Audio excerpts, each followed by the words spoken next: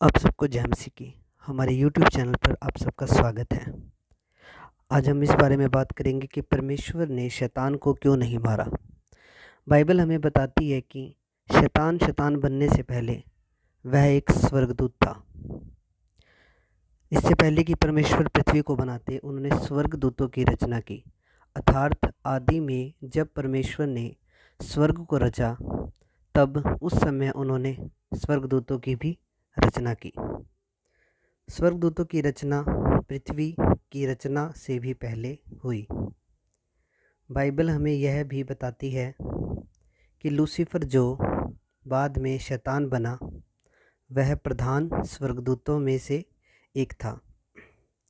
यहेजकेल नबी की पुस्तक और उसके 28 अध्याय के 12 से 15 वचन में लिखा है कि लूसीफर सर्वांग सुंदर एवं बुद्धि से भरपूर था। वह तरह तरह के आभूषणों से सुसज्जित था। जब वह चलता था तो उसमें सुंदर ध्वनि निकलती थी। जिस दिन वह सिरजा गया था उस दिन उसमें कोई भी कुटिलता नहीं थी। वह अभिषिक्त करूप था जो परमेश्वर के पवित्र पर्वत पर रहता था। लेकिन एक दिन उसने यह सोचा कि मैं अपना सिंहासन परमेश्वर के सिंहासन से भी ऊंचा करूंगा और परम प्रधान के तुल्य हो जाऊंगा। प्रियो, उसके मन में घमंड और अहंकार आ गया, क्योंकि परमेश्वर ने स्वर्गदूतों को भी स्वतंत्र इच्छा दी थी ताकि वे चुनाव कर सकें, जैसे परमेश्वर ने मनुष्य को स्वतंत्र इच्छा दी है। लेकिन जैसे ही लूसीफर ने ऐसा विचार किया तो परमेश्वर ने उसे स्वर्ग से नीचे गिरा दिया और उसकी सारी सुंदरता छीन ली। प्रियो, अब आप यहाँ सोच रहे होंगे कि जब परमेश्वर ने लूसीफर को स्वर्ग से नीचे गिराया तभी उसे क्यों नहीं मारा। तो मैं आपको बता दूं प्रियो कि स्वर्गदूत जब रचे गए थे तब परमेश्वर ने उन्हें अपने जैसा अमर अर्थात कभी ना मरने वाली या कभी ना नष्ट होने वाली देह प्रदान की। मतलब स्वर्गदूतों की रचना अविनाशी देह के साथ हुई जिसे कोई नहीं मार सकता। इसलिए परमेश्वर ने जब लूसीफर को स्वर्ग से नीचे गिराया और जब वह शैतान बना तो परमेश्वर ने उसके लिए एक जगह तैयार की जिसे नरक अथवा कुंड या हेल भी बोला जाता है।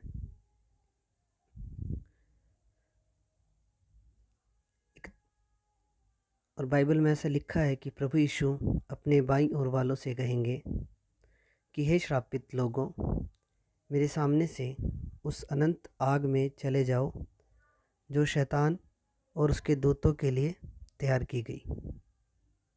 बाइबल का यह वचन हमें बताता है कि परमेश्वर ने शैतान और उसका साथ देने वाले सारे दूतों के लिए एक जगह तैयार की है जहां उसे अनंत काल के लिए डाल दिया जाएगा, जहां उसे सिर्फ रोना, दांत पीसना और अनंत आग में जलता रहना होगा।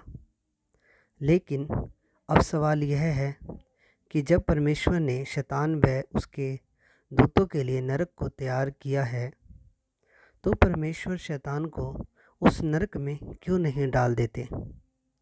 क्यों परमेश्वर एक ही बार में उसका किस्सा ख़त्म नहीं कर देते? तो मैं आपको बता दूं प्रियो कि हमसे ज़्यादा बुद्धिमान हमारे परमेश्वर हैं। यदि परमेश्वर ने शैतान को पृथ्वी पर रखा है तो ज़रूर उसकी कोई वजह होगी। प्रियो, असल में परमेश्वर शैतान के कामों के द्वारा बहुत सी बात हासिल करते हैं। इसलिए परमेश्वर पृथ्वी पर शैतान को इतनी दुष्टता, हानि व पीड़ा पहुंचाने का काम इसलिए करने देते हैं क्योंकि इनके द्वारा वह लोगों को परमेश्वर की तरफ मन फिराने का मौका दे सके। क्या आपने कभी इस बात पर गौर किया है कि जब मनुष्य आरामदायक ज़िंदगी गुजार रहे होते हैं, जिसमें ना कोई बीमारी, ना कोई तकलीफ़, गरीबी, ना दुख होता है, तो शायद ही वह परमेश्वर को याद करते। प्रियो, परमेश्वर जो कुछ भी होने देते हैं, उसके पीछे उनका एक उद्देश्य होता है। पुराने नियम में हम एक घटना देखते हैं कि जब इज़राइल के लोग जंगल में थे और जब वे परमेश्वर को भूल गए थे, तो उनके बीच में अचानक जहरीले सांप निकल आए, तो उनको डसने लगे।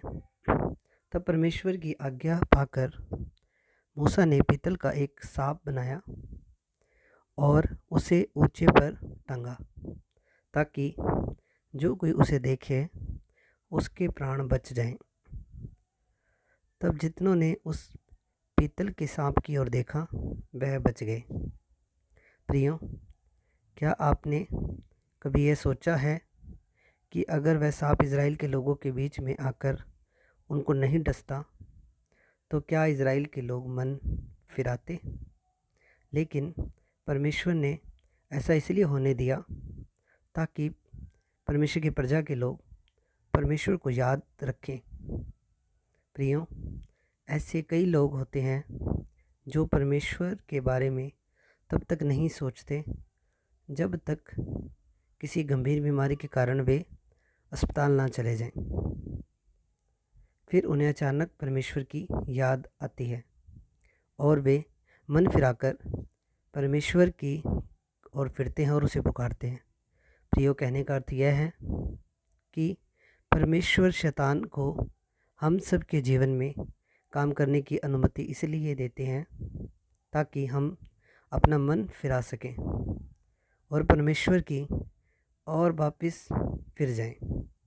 एक और बात प्रियो, जो हम यह समझने की मदद करती है कि परमेश्वर ने शैतान को नष्ट क्यों नहीं किया, वह है प्रेम।